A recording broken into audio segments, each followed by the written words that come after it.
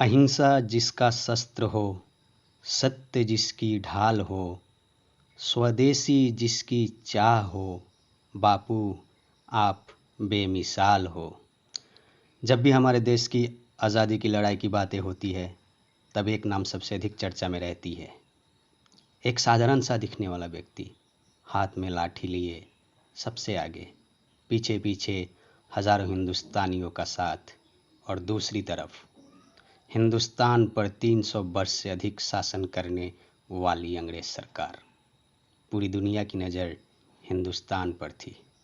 दुनिया वालों ने सोचा ना था इतनी ताकतवर अंग्रेज सरकार एक दिन हार मानेगी और हिंदुस्तान आज़ाद होगा।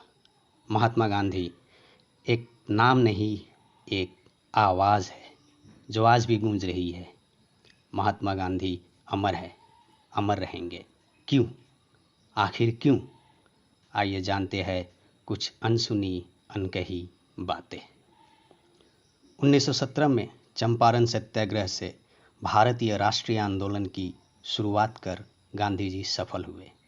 इसी के साथ वो प्रसिद्ध हो गए और भारत की आज़ादी तक वो भारत के हर तबके के लोगों के साथ मिलकर उन्हें एकजुट कर अंग्रेज़ों के खिलाफ एक विशाल राष्ट्रीय आंदोलन का रूप दिया। दुनिया में इतनी बड़ी आंदोलन करने वाले वे एकमात्र इंसान थे जो अहिंसा के साथ इतनी बड़ी विजय प्राप्त की थी। इसी कारण से जनमानस में उनकी छवि अब तक छाई हुई है। दूसरी, जैसे कि आप लोगों को पता है, दुनिया में कई ऐसे पुरस्कार हैं जिसमें नोबेल शांति पुरस्कार एक ऐसा पुरस्कार है जिसके महात्मा गांधी दावेदार थे। मगर क्यों उन्हें यह पुरस्कार नहीं मिला, या महात्मा गांधी ने उसे लेने से इनकार कर दिया था? यह बात आज भी इतिहास से पढ़े है।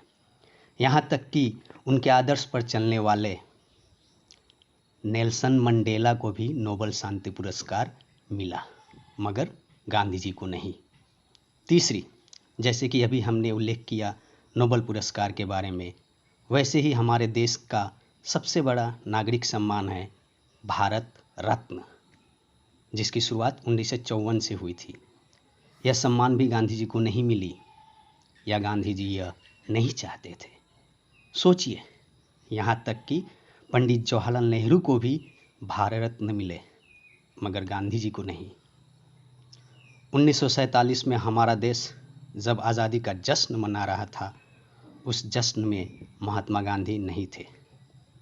वो कोलकाता के नौखली इलाके में दंगों से पीड़ित लोगों के साथ अपने दर्द बांट रहे थे। सोचिए, एक तरफ आज़ादी का जश्न और एक तरफ पीड़ितों के साथ गांधी जी। अंत में 1947